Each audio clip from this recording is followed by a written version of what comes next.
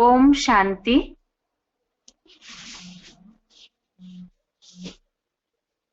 भगवत गीता श्लोक क्लास में आज का श्लोक है अध्याय 6 का चौथा श्लोक। अध्याय 6 श्लोक नंबर 4। श्लोक है यदा हि नेन्द्रियार्थेषु न कर्मस्वनुषज्यते सर्वसंकल्प सन्यासी योगारूढ़स्तदोच्यते। श्लोक दोबारा। यदा हि नेन्द्रियार्थेषु न कर्मस्वनुषज्यते सर्वसंकल्प सन्यासी योगारूढ़स्तदोच्यते। संधि विच्छेद है यदा ही न इंद्रियार्थेषु न कर्मसु अनुषज्यते सर्वसंकल्प सन्यासी योगारूढ़ः तदा उच्यते। संधि विच्छेद दोबारा। यदा ही न इंद्रियार्थेषु न कर्मसु अनुषज्यते सर्वसंकल्प सन्यासी योगारूढ़ः तदा उच्यते। शब्दों का अर्थ है ही अर्थात क्योंकि, यदा अर्थात जब, सर्वसंकल्प सन्यासी अर्थात सब संकल्पों का संपूर्ण त्यागी, न अर्थात न कर्मसु अर्थात कर्मों में, न अर्थात न इंद्रियार्थेषु अर्थात इंद्रिय भोगों में, अनुषज्यते अर्थात आसक्त होता है, तदा अर्थात तब, योगारूढ़ः अर्थात योग में चढ़ा हुआ, उच्यते अर्थात कहा जाता है। शब्दों का अर्थ दोबारा। ही अर्थात क्योंकि, यदा अर्थात जब, सर्वसंकल्प सन्यासी अर्थात सब संकल्पों का संपूर्ण त्यागी, न अर्थात न कर्मसु अर्थात कर्मों में, न अर्थात न इंद्रियार्थेषु अर्थात इंद्रिय भोगों में, अनुषज्यते अर्थात आसक्त होता है, तदा अर्थात तब, योगारूढ़ः अर्थात योग में चढ़ा हुआ, उच्यते अर्थात कहा जाता है। श्लोक का अर्थ है क्योंकि जब सब संकल्पों का संपूर्ण त्यागी न कर्मों में न इंद्रिय भोगों में आसक्त होता है, तब योग में चढ़ा हुआ कहा जाता है। अभी तक के श्लोकों में जिस तरह से सन्यासियों की परिभाषा बताई जा रही है, 6वें अध्याय के श्लोकों में, हर श्लोक में ही संकल्पों का संपूर्ण त्याग करने का ही उल्लेख आया है और उसी को ही योग की स्थिति में कैसे चढ़ सकते हैं, योग की ऊंची अवस्था प्राप्त करना, और उसके लिए ही संपूर्ण सन्यासी किसे कहा जाता है, उसे ही अलग अलग रीति से समझाया है। एक तो कर्म फल का आश्रय न लेना, तो कर्मों का फल जो है उसका आश्रय लेते हैं, वो भी संकल्पों से ही, तो उसका भी पूरा त्याग। दूसरा बताया संकल्पों का संपूर्ण रीति से त्याग करने वाले कर्म योगी, और तीसरा बताया योग की स्थिति में चढ़ने के लिए यज्ञ कर्म कारण है और उसमें भी त्याग करने की बात आई। और आज के श्लोक में बताया है सब संकल्पों का त्यागी, और उसके बारे में समझाने के लिए बताया इंद्रिय भोगों में आसक्त न होने वाला।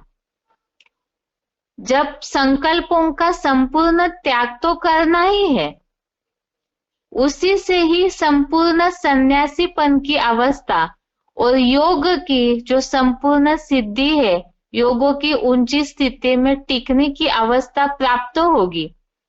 और आज के श्लोक में उसी के लिए बताया कि न कर्मों में और ना ही इंद्रियों से ही कर्म किए जाते हैं, तो वो इंद्रियों के भोगों में भी आसक्त न होने वाला ही योग में चढ़ा हुआ कहा जाता है।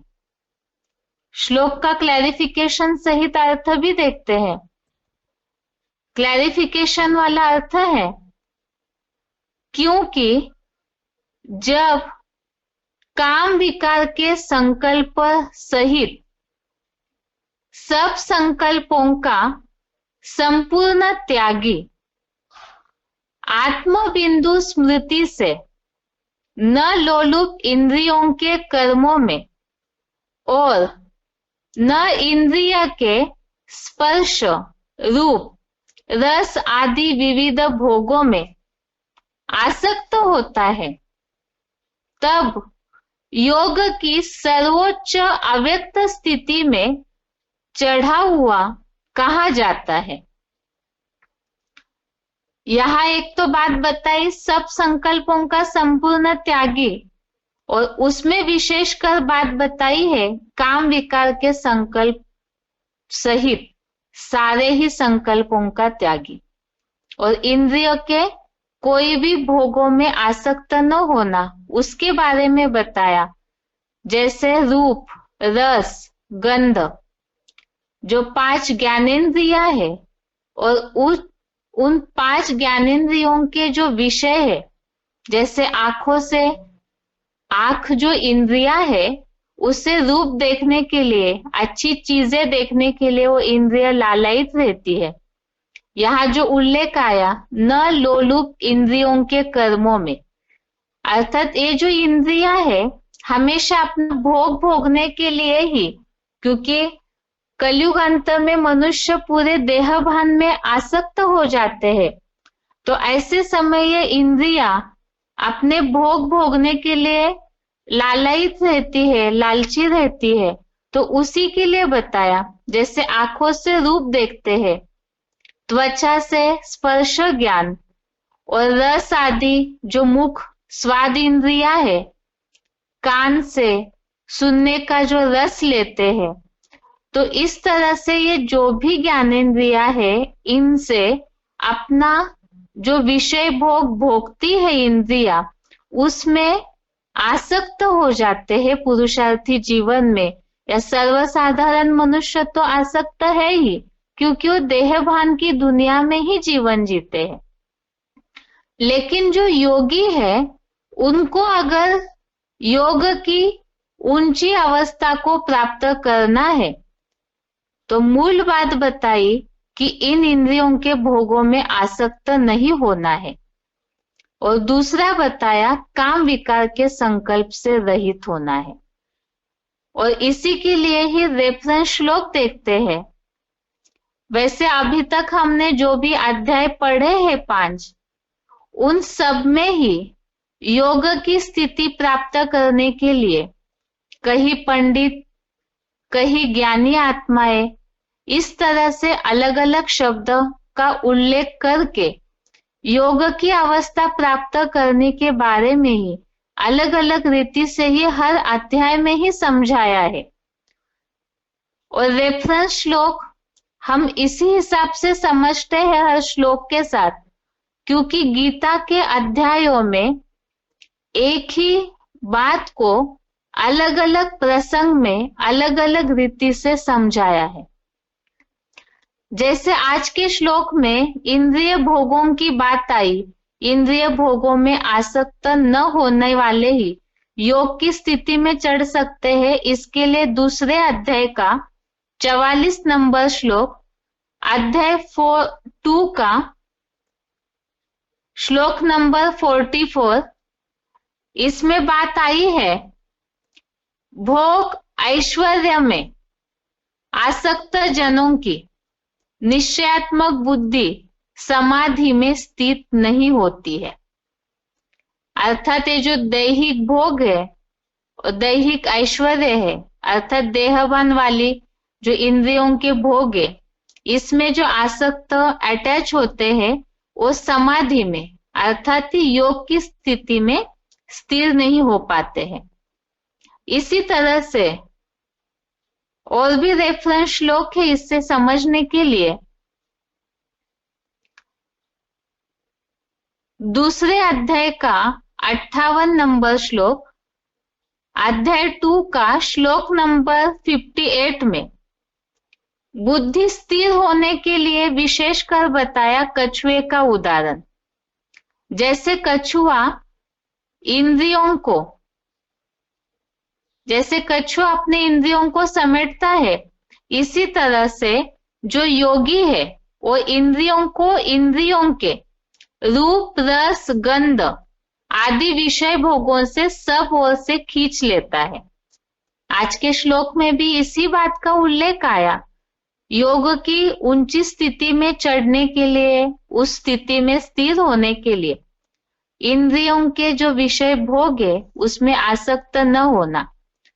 और दूसरे अध्याय के श्लोक में यही बात बताई कि योगी की बुद्धि जब वो इंद्रियों के विषय भोगों को सब ओर से निरंतर खींच लेता है, यहाँ खींच लेना अर्थात कंट्रोलिंग पावर।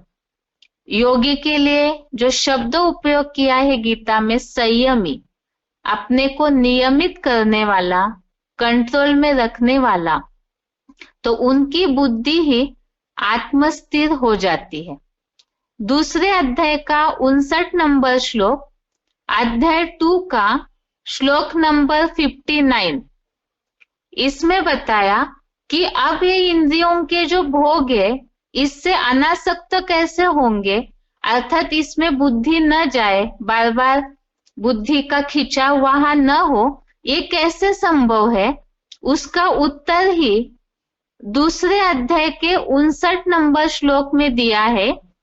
विषय भोग त्यागी देहधारी पुरुष के भोग तो हटते हैं लेकिन आसक्ति नहीं हटती है।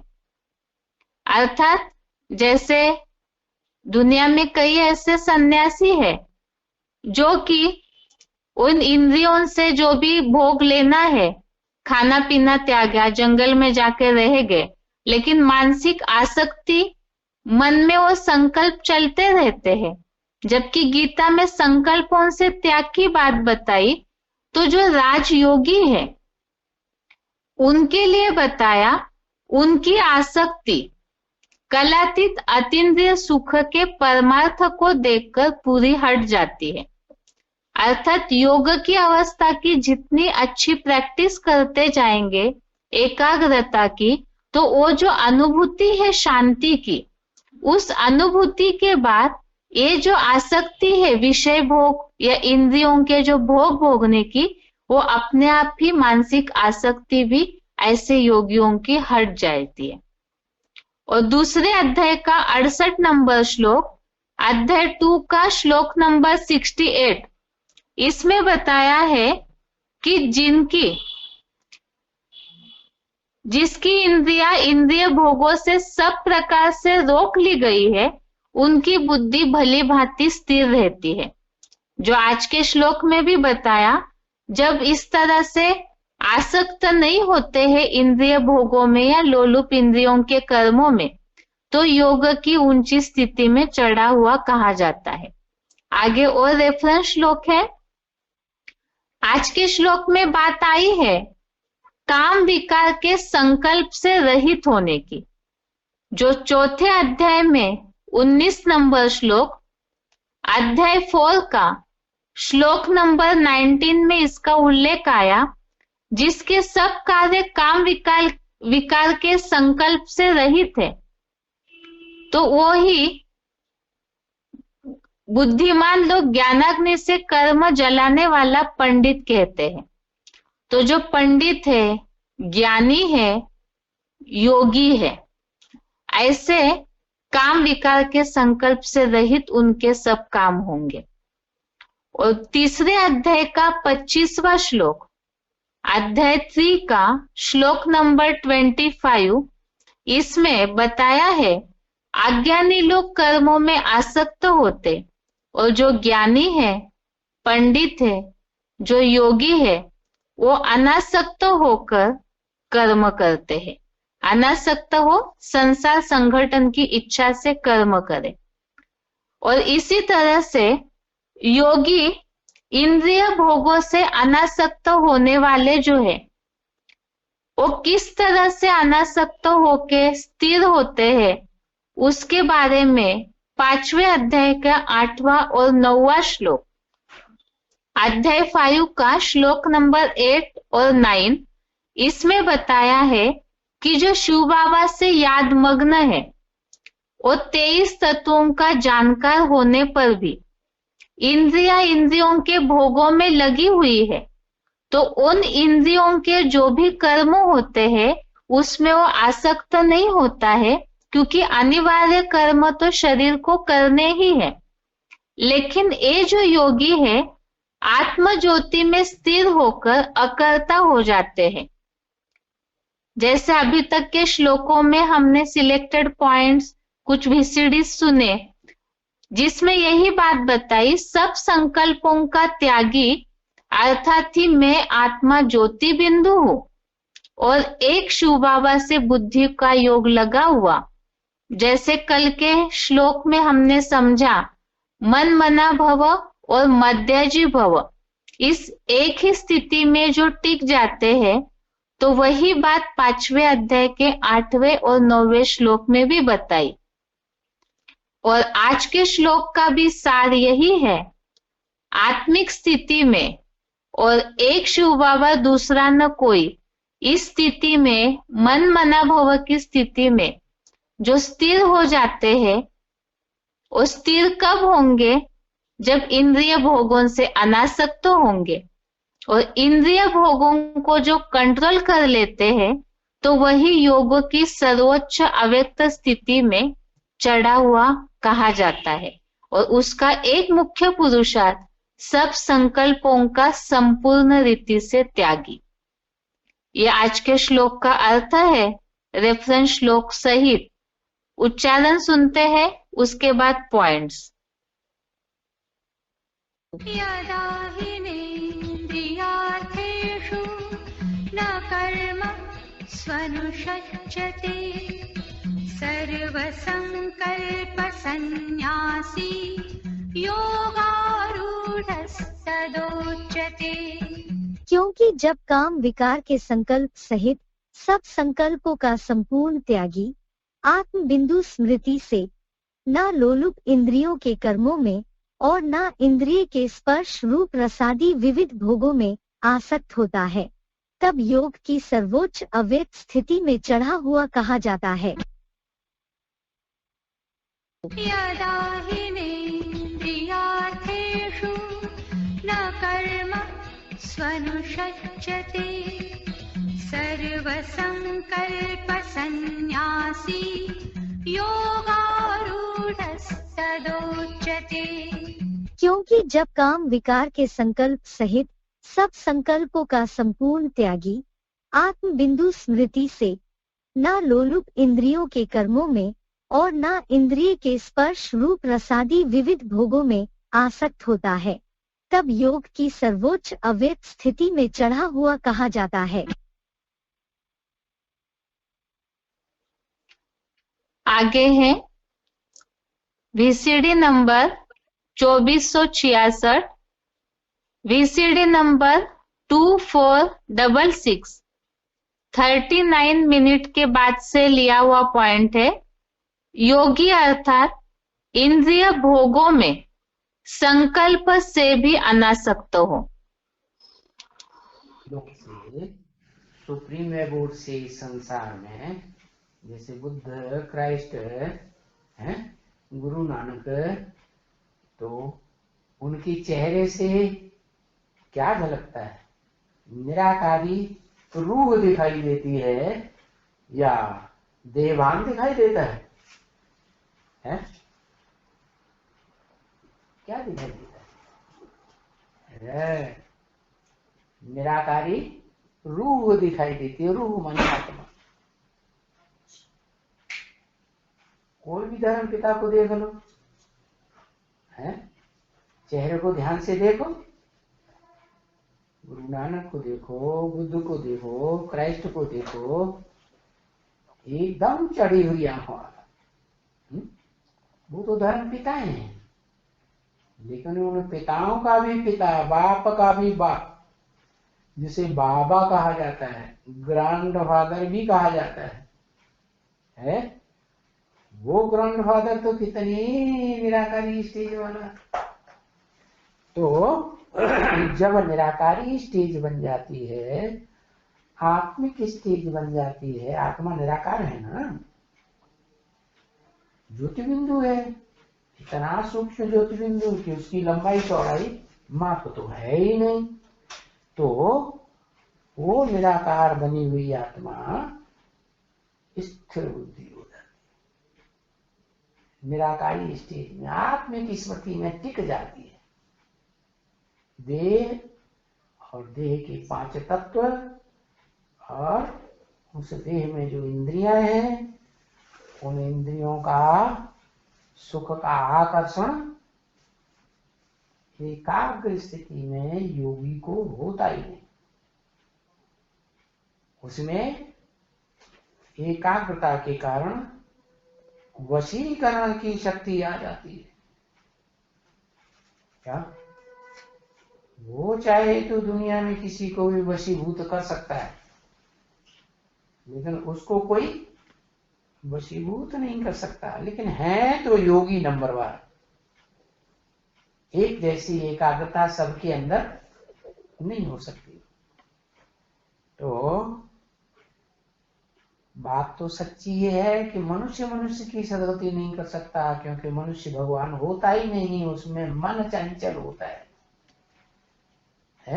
वो चंचल मन जब एकाग्र हो जाए ज्योति बिंदु आत्मा पर, तब उसे कहेंगे निस्संकल्प।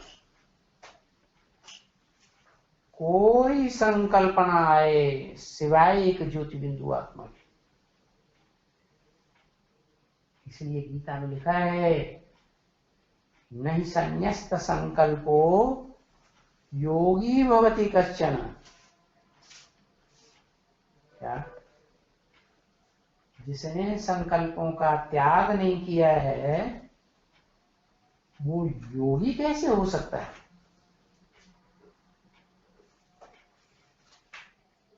क्या कहा? संकल्प विकल्प जब तक बुद्धि में चलते हैं तब तक योगी है कि भोगी है? भोगी। पूर्व जन्मों के जो पाप पुण्य के हिसाब किताब आत्मा में हैं वो चुकतू नहीं किए हैं तो वो पूर्व जन्मों के हिसाब किताब संकल्पों के रूप में तो जरूर आएंगे। वाचा के रूप में भी आ सकते हैं, कर्मणा के रूप में भी आ सकते हैं, कर्मेंद्रियों के द्वारा। तो मूल है संकल्प, बीज है संकल्प। संकल्प मात्र ही खत्म हो जाए क्या कोई संकल्प ना आए, ऐसी निरंतर स्टेज बन जाए तो कहेंगे योगी। तो ऐसा योगी उसको फिर मनुष्य नहीं कहेंगे, क्योंकि मन चलाए मन है भी। जिनको मन होता है उनको मनुष्य कहा जाता है। मन मनु की औलाद, जिस मनु ने बहुत मनन चिंतन मंथन किया तो औलाद भी वैसी ही होगी। आगे का पॉइंट है VCD number 2438, VCD number 2438 19 minute के बाद से लिया हुआ पॉइंट है। संकल्प विकल्प से भी ऊंची स्टेज है मन मना भव। तो ये बुद्ध भगवान बन के बैठ गए कि हम हिंसक पार्ट बजाते। अरे मनुष्य कभी भगवान हो सकता है क्या? मनुष्य माने मनन चिंतन मंथन करने वाला। महात्मा बुद्ध ने मनन चिंतन मंथन तो बड़ा अच्छा किया, इसलिए इस दुनिया के बीच में जिनकी 2500 वर्ष की मानवीय हिस्ट्री मिलती है उसमें वो मनन चिंतन करने वालों में श्रेष्ठ तो साबित हो गए कि बड़ा अच्छा मनन चिंतन मंथन किया। लेकिन मनुष्य से भगवान नहीं बन सकते। भगवान उन्हीं को भगवान भगवती का टाइटल देकर जाता है वो मनन चिंतन मंथन की स्टेज से भी ऊंचे उठ जाएं। मन का काम है संकल्प विकल्प करना। संकल्प विकल्प की करने की स्टेज से भी ऊंची स्टेज है मन मना भव। क्या मेरे मन में समा, तो कहने वाला है मेरे मन में समा जा। महादेव टाइटल लेता है, भगवान का टाइटल लेता है, उसके मन में क्या है? एक शिव ज्योति बिंदु, वो उसी को भगवान मान रहा है। क्या जो ब्रह्म वाक्य मुरली में बोला, क्या बोला? तेरी बुद्धि में शिव बाबा कहने से कोई साकार याद नहीं आवेगा, निराकार ज्योति बिंदु ही याद आवेगा। बिंदु माने फुल स्टॉप, नो संकल्प का। क्या इसलिए गीता में भी लिखा हुआ है जिसने ऐसी स्टेज धारण की है, क्या पुरुषोत्तम संगम युग में शूटिंग काल में, ब्रॉड ड्रामा के रिहर्सल काल में ये स्टेज धारण करी है। क्या इसीलिए उसने ही द्वापर के आदि में भगवत गीता में लिखा है नहीं संन्यस्त संकल्पो योगी भवति कश्चन। क्या जिसने संकल्पों का त्याग नहीं किया वो योगी कोई कैसे हो सकता है? और भी बोला सर्व संन्यस्त संकल्पो, सर्व संकल्प सन्यासी, सर्व संकल्पों का संन्यास कर लेता है वो ही योगनिष्ठ है, वो ही विशेष योग में स्थिर होने वाला कहा जाता है। इसकी परिभाषा बता दी।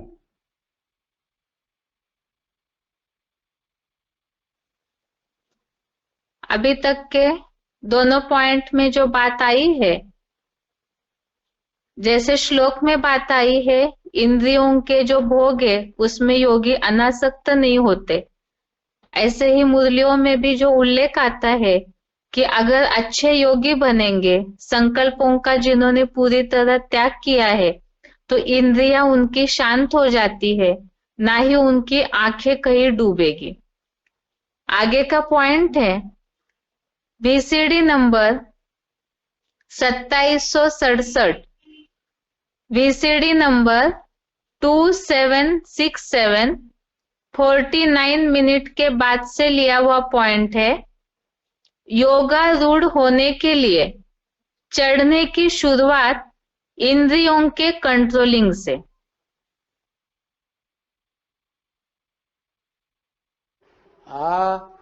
कहाँ से चढ़ना शुरू करेंगे? पहले मनसा में पवित्र बनाएंगे अपन को, या वाचा में पहले बनाएंगे, या कर्मणा में पहले बनाएंगे? पहले काय में बनाएंगे? मनसा में पहले बना लेंगे। मनसा में बड़े कंट्रोल करने वाले निकले। हर 2500 साल से बड़े ऋषि मुनि हो गए, उन्होंने अपनी मनसा नहीं कंट्रोल कर पाई, सन्यासी बन के जंगल में रहने लगे। है वो सन्यासी नहीं कंट्रोल कर पाई मनसा को।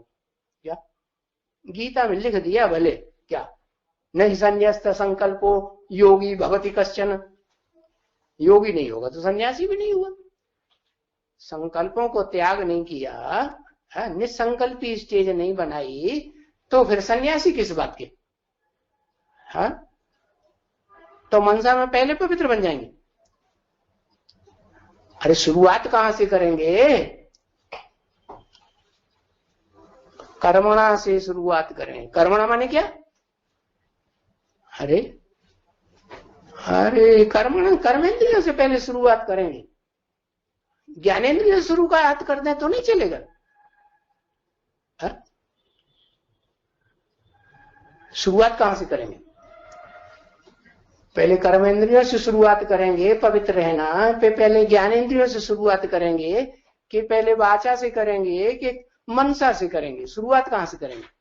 लक्ष्मी नारायण पहले सूक्ष्म में करेंगे। हमारी बात मत करो, लक्ष्मी नारायण करेंगे, और वो जिनको करना है सब करें, है ना? वाह भाई, हाँ मन से पहले कर लेंगे। वाह भाई, बड़े पावरफुल मन वाले निकल पड़े पहलवान। पहले कर्मेंद्रियों को कंट्रोल करना। कर्मेंद्रियां अगर वो कर्म करने वाली जो कर्मेंद्रियां हैं वो अगर जोर मारती हैं और मनसा तक भी हिला के रख देती हैं, तो क्या रिजल्ट होगा? तो फिर पवित्र की जो स्टेज है कर्मेंद्रियों की वो नहीं रह पाएगी। फिर दूसरी बात, जब वहां सफलता मिलेगी तो फिर ऊपर चढ़ेंगे। तो ज्ञानेंद्रियां जो हैं उनको कंट्रोल करने की बात, और जब कर्मेंद्रियां ज्ञानेंद्रियां दोनों कंट्रोल होने लगे हैं और बार बार वो जो क्या कहते हैं रिपीटेशन होता है ना बार बार का, वो प्रैक्टिस न बढ़े, है प्रैक्टिस पक्की हो जाए कंट्रोल करने की, तब फिर आती है वाचा की बात। वाचा कंट्रोल हो, और वाचा कंट्रोल होगी तो फिर धीरे धीरे दृष्टि और कान भी कंट्रोल हो जाएंगे। ये ऊंची इंद्रियां है ना, दृष्टि और कान ऊंची स्टेज में है कि नीचे है? ऊंची स्टेज। फिर क्या होगा? सुनी सुनाई बातों का कोई असर, कोई कुछ भी सुनाता रहे। क्या और इंटरनेट में कोई सुना दे तो असर पड़ेगा? झूठन ले क्या झूठ बोलता है, कहते नहीं पड़ेगा। अरे बोल देने में क्या हर्जा होता है? सच्ची सच्ची बात बताओ दिल की, है? इंटरनेट में कोई बात निकलती है, टीवी में निकलती है, तो विश्वास होता है कि उसके ऊपर ही नहीं? टीवी में बात सुनाता है कि नहीं कोई, है? ऐसी स्टेज बने तो, और नहीं बने तो,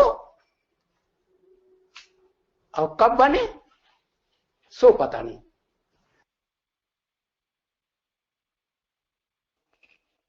आगे का पॉइंट है VCD number 2468, VCD number 2468 15 minute के बाद से लिया हुआ पॉइंट है।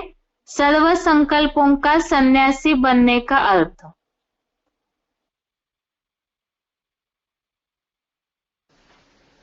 उसको तुम कहते आए हो 2500 वर्ष से भक्ति मार्ग में शिव बाबा, अर्थात उसमें निराकार ज्योति है, बिंदु के रूप में, जो हीरे के रूप में दिखाया, क्योंकि वो हीरो पार्टधारी भी है। मनुष्य सृष्टि पर भले गुप्त पार्ट बजाता है, कोई पहचान नहीं पाता, फिर भी सब पार्टधारियों के बीच में श्रेष्ठ ते श्रेष्ठ जन्म जन्मांतर पार्ट बजाने वाला है, तो वो हीरा उसी की यादगार है। बाकी शिव क्यों कहते हैं?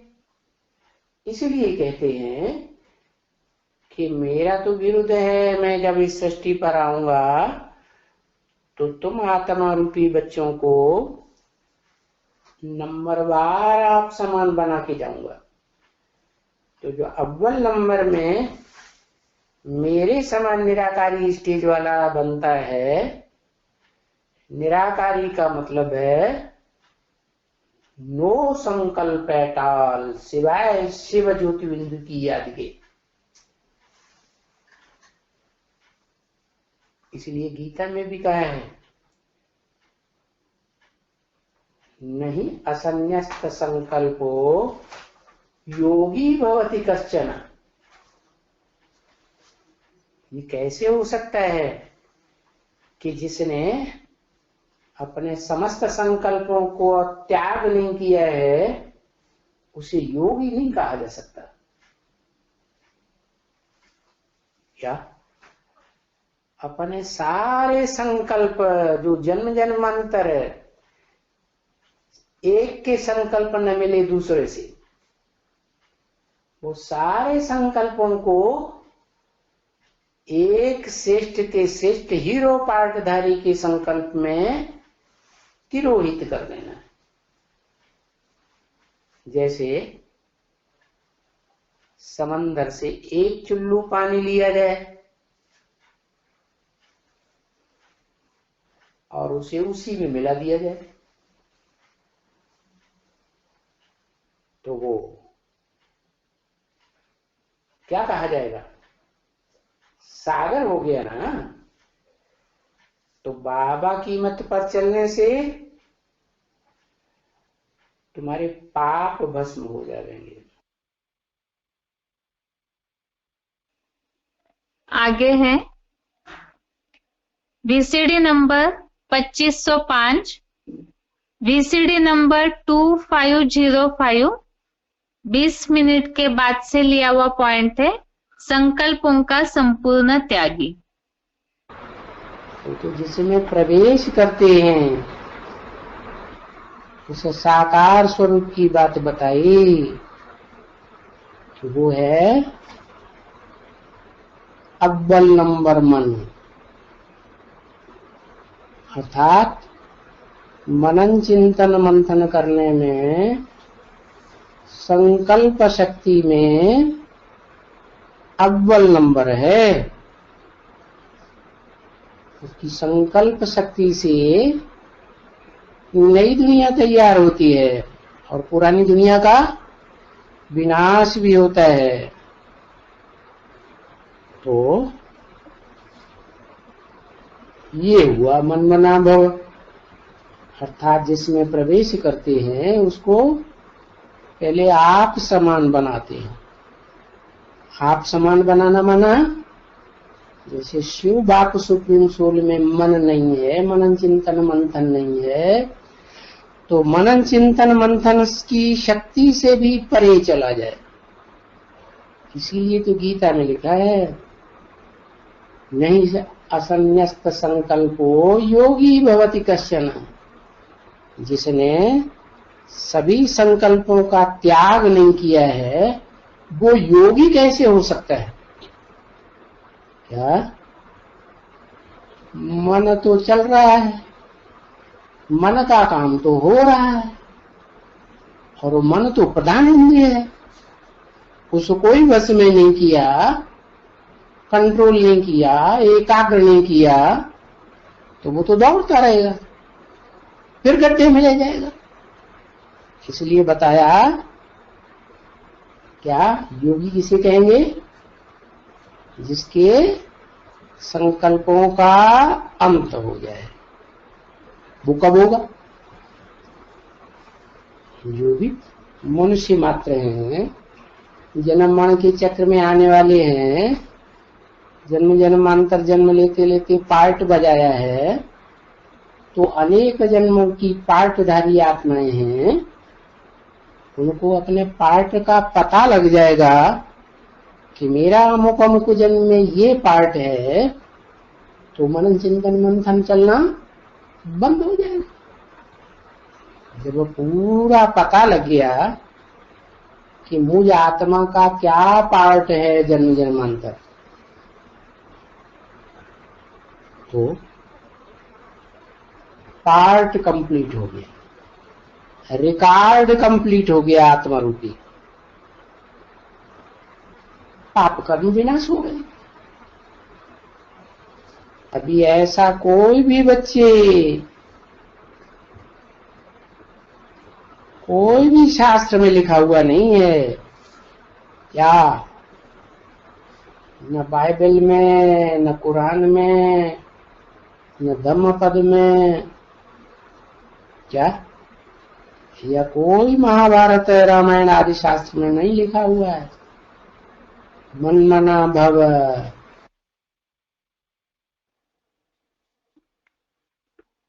आज के श्लोक के बारे में अभी तक के पॉइंट्स में यही सार है। योग की ऊंची स्थिति में चढ़ने के लिए सबसे पहले इंद्रियों को कंट्रोल करना है। इंद्रियों में कंट्रोलिंग पावर आएगी तो उससे संकल्पों में जो मनन चलता है वो भी बंद होगा, और संकल्पों का संपूर्ण त्यागी जो है वही योग की स्थिति में ऊंचा चढ़ा हुआ योगी कहा जाता है। आगे है बेसिक कोर्स। बेसिक कोर्स में अभी तक के कोर्स में हमने समझा है भगवान से सृष्टि पर आकर जो स्थापना के कार्य की शुरुआत करते हैं और उसी के लिए ही मनुष्यों को जन्म जो देते हैं वो कोई स्थूल शरीर का लौकिक रीति वाला जन्म की बात नहीं है। ईश्वरीय ज्ञान के द्वारा मनुष्य आत्माओं को अलौकिक जन्म मिलता है। वो अलौकिक जन्म अर्थात ही वास्तविक पहचान रूपी जन्म है कि मैं आत्मा हूं और परम पिता की संतान हूं। और इसी के बारे में ही अलग अलग शास्त्रों में, धर्मों में जो उल्लेख है वो भी हमने कल के क्लास में देखा। जैसे उपनिषद में आया हुआ है तमसो मा ज्योतिर्गमय, अर्थात अज्ञान अंधकार से ज्ञान ज्योति की ओर ले चलो। और मुसलमानों में इसी बात को कहा है, जो देहभान की मिट्टी में मनुष्यों की बुद्धि दबी हुई है उससे आकर के ही भगवान मनुष्यों को उठाते हैं और सही पहचान देते हैं, अज्ञान अंधकार से जगाते हैं। अब ये तो हमने समझा कि ईश्वरीय ज्ञान का अलौकिक जन्म मिलता है। अब प्रश्न है कि भगवान आकर के ज्ञान योग की शिक्षा देकर मनुष्यों को जन्म देते हैं, लेकिन वो कैसे जन्म देते हैं? क्योंकि निराकार शिव परम पिता जो है वो तो अजन्मा है, विदेही है, उनको तो अपना शरीर ही नहीं है, जिसके लिए हमने समझा है, जहां हमने भगवान का वास्तविक परिचय समझा इसके पहले कोर्स में, उसमें हमने समझा है कि मनुष्यों के जो शरीर है उस आधार से जन्म बाय जन्म शरीर के आधार से उनके नाम पड़ते हैं। लेकिन भगवान शिव जो सदा शिव है वो तो जन्म मरण के चक्र में आते ही नहीं है। अब जब जन्म मरण के चक्र में आते नहीं, अजन्मा है, और उनका इसीलिए ही आत्मा का ही नाम शिव है। उनका गुण और कर्तव्य के आधार से ही उनका नाम सदा शिव है, वो सदैव कल्याणकारी है। बल्कि मनुष्यों का नाम इस तरह कर्तव्य गुणों के आधार से नहीं है। शरीर के आधार पर जन्म बदला तो नाम बदलता है। अब जब परम पिता शिव जन्म मरण के चक्र में आते नहीं, उनका अपना शरीर नहीं है, तो फिर वे निराकार सदाशिव वो ज्ञान कैसे सुनाएंगे? क्योंकि जैसे मनुष्य आत्माओं को अपना शरीर है, इंद्रिया है, तो वो इस आधार से अपना सारा जीवन बिताती है, कर्म करती है। आत्मा जो है बिना शरीर के जड़वत होती है। फिर भगवान शिव वो भी बिना उनका कोई शरीर के वो ज्ञान कैसे सुनाएंगे और ये सृष्टि के परिवर्तन का कार्य कैसे करेंगे? गीता के श्लोकों से हमने इस बात को तो समझा कि ज्ञान के आधार से ही स्थापना का कार्य होता है, सृष्टि परिवर्तन का कार्य होता है। अब उसे करने के लिए ही भगवान शिव को, परम पिता को प्रकृति का आधार लेना पड़ता है, क्योंकि ज्ञान सुनाएंगे कैसे? इसीलिए ही वे प्रकृति का आधार लेते हैं। अब प्रकृति का आधार लेते हैं मतलब क्या? प्रकृति 5 तत्वों की तो बहुत बड़ी है। ये सृष्टि के हर जगह पर हो तो 5 तत्व व्यापित है। तो फिर प्रकृति का आधार लेते हैं, इसका मतलब क्या?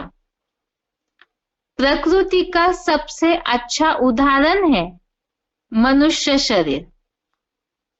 आत्मा के लेसन में हमने इस बात को समझा है, 5 तत्वों का सबसे अच्छा नमूना है मनुष्य शरीर, क्योंकि सारे 5 तत्वों से मिलकर ही मनुष्य का तन बनता है।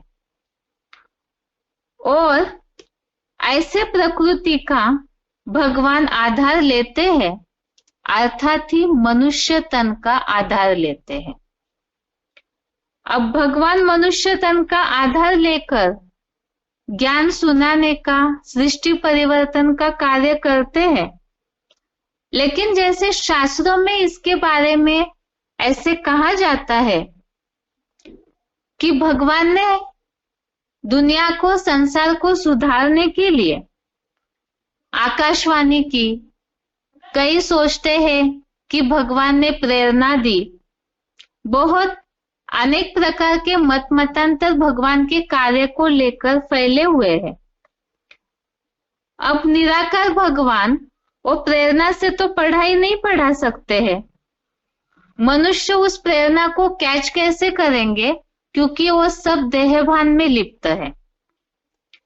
और रही आकाशवाणी की बात, अगर ऐसी कोई आकाशवाणी जो शास्त्रों में उल्लेखित है, वो अगर होने की बात होती, कोई आकाश से आवाज आता, ऐसे सच में कुछ होता, तो आज की कलयुग की दुनिया में इतना भ्रष्टाचार व्यापित है, तो कहीं ना कहीं जो भी भक्त पुकारते हैं, तो कहीं तो ऐसी आकाशवाणी का उल्लेख कलयुगी संसार में होना चाहिए था। वास्तव में इन सब बातों के वास्तविक तथ्यों को न समझने के कारण मनुष्यों ने ऐसे समझ लिया कि भगवान ऐसा कोई अलग से अजूबा गरूबा कर्तव्य करते होंगे। लेकिन हमने तो समझा है कि कोई इस तरह से अलग से जादूगरी का काम भगवान नहीं करते। तो फिर ये आकाशवाणी की जो उल्लेख आया है शास्त्रों में, वो क्या है?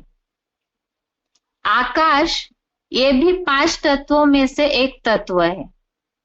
और अभी जैसे हमने समझा, मनुष्यों के शरीर में ये 5 तत्व मौजूद है, उसी से मनुष्य शरीर बन रहा है।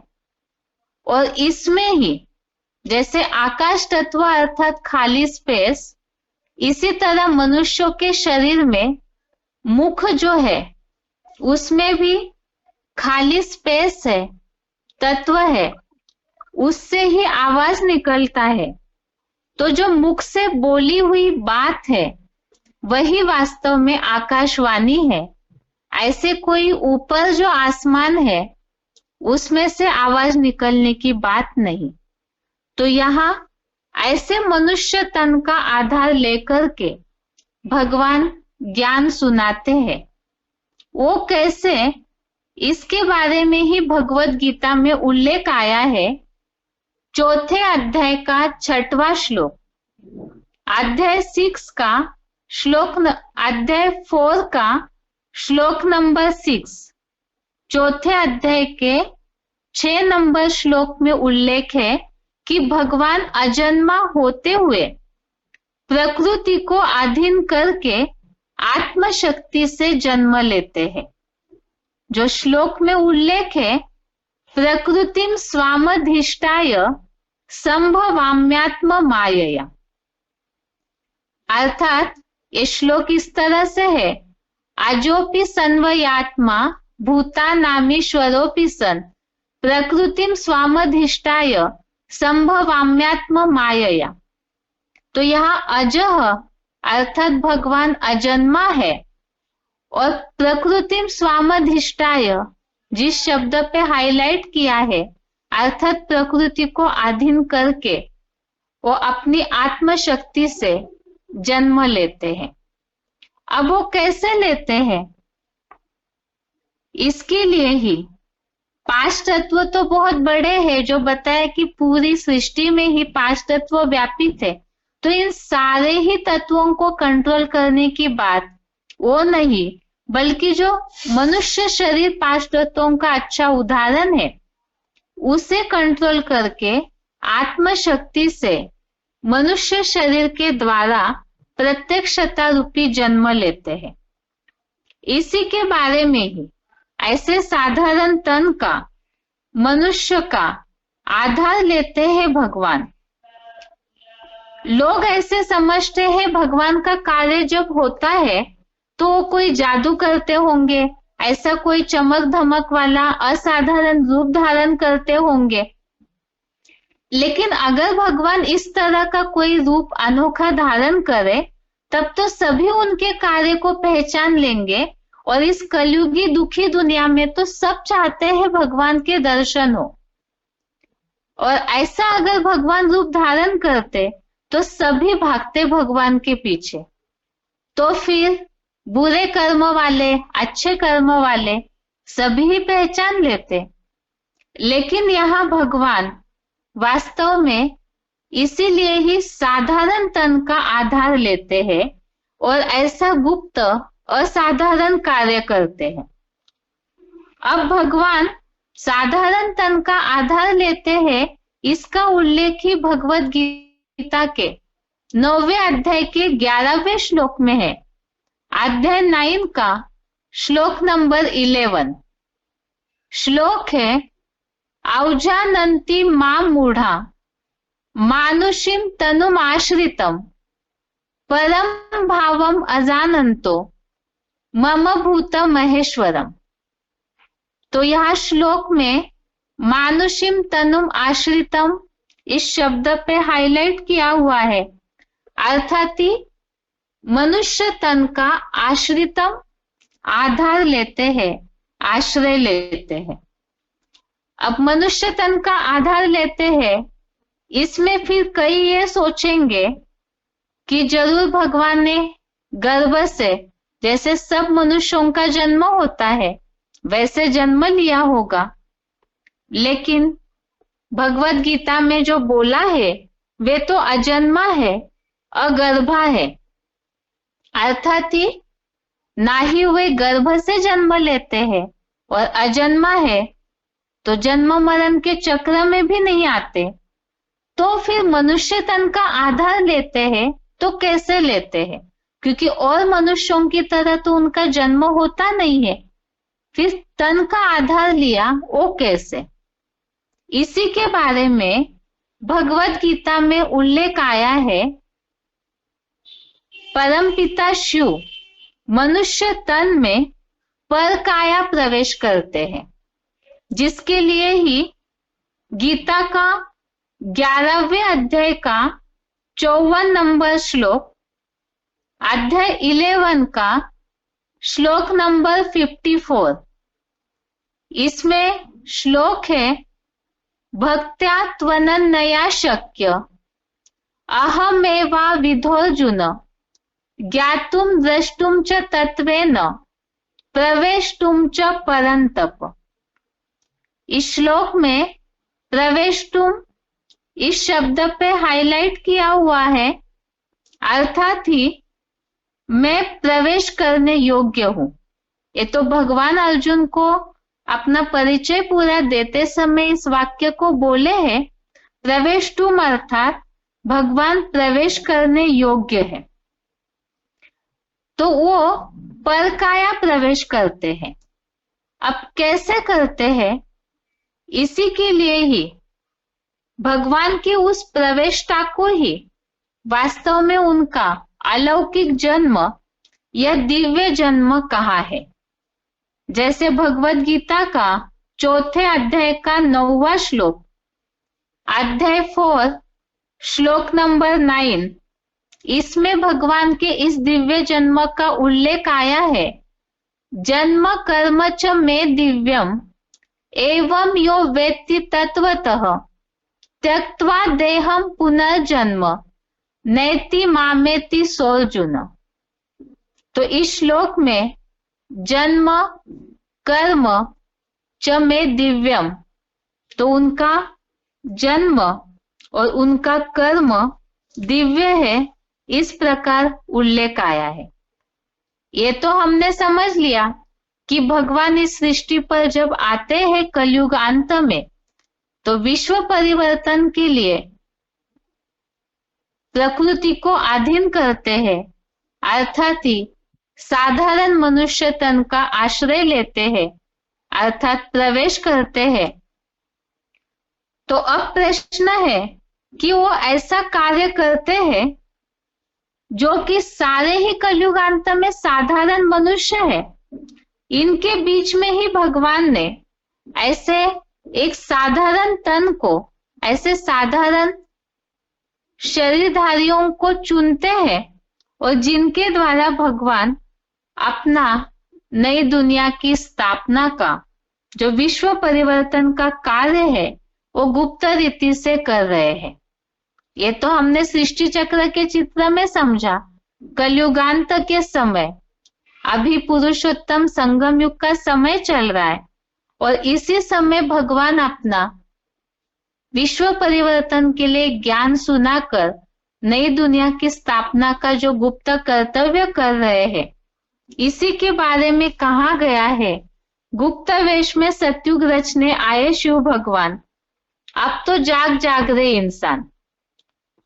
अब इसमें भगवान जो गुप्त कार्य कर रहे हैं, तो आखिर वो शरीरधारी, वो तनधारी कौन है जिनके द्वारा भगवान अपना दिव्य कर्तव्य कर रहे हैं, अपना दिव्य जन्म ले चुके हैं।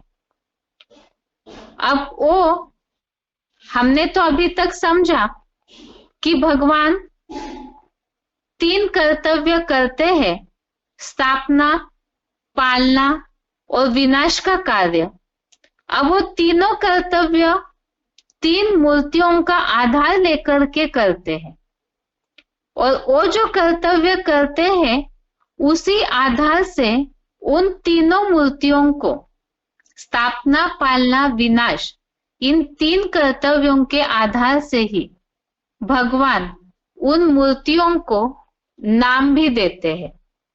जैसे कोई कंपनी है, उस कंपनी में जो मैनेजर है, उनके साथ जो भी सहयोगी काम करते हैं, उस कंपनी को चलाते हैं, संचालन करते हैं, तो उनको उनके कार्य के आधार से नाम दिया जाता है। जैसे कोई रिसेप्शन में बैठे हैं तो उनको रिसेप्शनिस्ट कहते हैं, कोई टेलीफोन अटेंड करने वाले हैं, कोई सफाई का काम करने वाले हैं तो स्वीपर है, कोई पढ़ाई लिखाई का काम सारा अटेंड करते हैं तो उन्हें क्लर्क कहा जाता है। तो ये तो उनके उस कार्य के लिए पड़ा हुआ उनके पद का नाम है, वो कोई उनका वास्तविक नाम नहीं होता है। इसी तरह से उनका वास्तविक नाम अलग है और उनके पद का नाम वहां कंपनी में दिया जाता है। इसी तरह से भगवान शिव जब इस सृष्टि पर सृष्टि परिवर्तन के लिए कार्य करने आते हैं तो 3 साकार शरीरधारियों का आधार लेते हैं और उनको उनके कर्तव्यों के आधार से नाम देते हैं। और वो जो नाम है वो किस तरह से पड़े हैं, जैसे कि 3 कर्तव्य तो हम जान रहे हैं, स्थापना, पालना, विनाश, और उन कर्तव्यों के आधार से ही शास्त्रों में भी इन मूर्तियों का, इन देवताओं का जो उल्लेख है, ब्रह्मा, विष्णु और शंकर, इन 3 देवों की मान्यता और महत्व तो सारी दुनिया जानती है। अब इनका ये जो नाम पड़ा है वो क्यों रखा गया है, किस तरह से रखा है, उसे तो आगे एडवांस कोर्स में हम समझेंगे ही। लेकिन अभी फिलहाल जो बात चल रही है, ये जो 3 मूर्तियों का गायन है वो शास्त्रों में त्रिदेवों के रूप में, 3 मूर्तियों के रूप में कहा जाता है। अब इसमें जैसे कहा है 33 करोड़ देवताएं हैं, इन 33 करोड़ देवताओं में भी इन 3 मूर्तियों की मान्यता सबसे ज्यादा है।